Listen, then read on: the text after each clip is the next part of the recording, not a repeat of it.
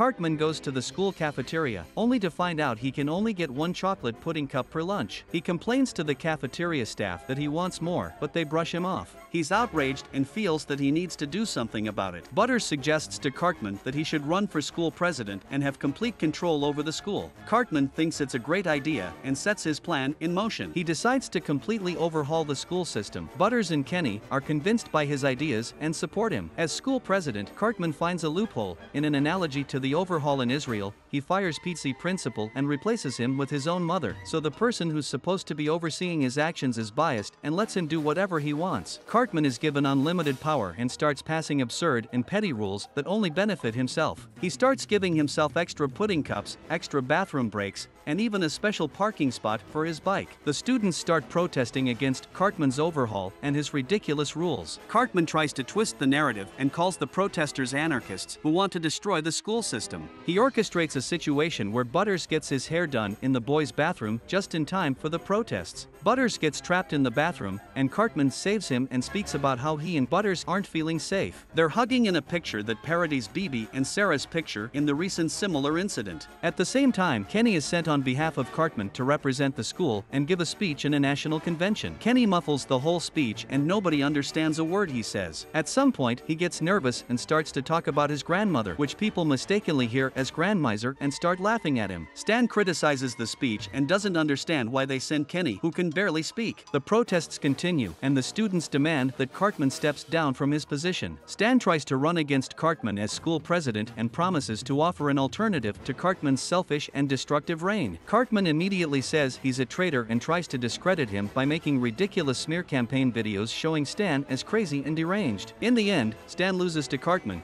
and when he asks the students why they chose Cartman after all he's done, they admit they know he's selfish and thinks about himself only, but they've known him for the longest time, so they trust what they know rather than adjusting to something new. After it's all over, Stan comes to school and realizes there's no chocolate pudding cups in the cafeteria. When he asks what happened to the pudding cups, the lunch lady explains that the school is going under budget cuts because Cartman wanted a new private jet so he can fly to school every day. The episode ends with Cartman sitting in his plane, swimming in chocolate pudding cups and enjoying himself.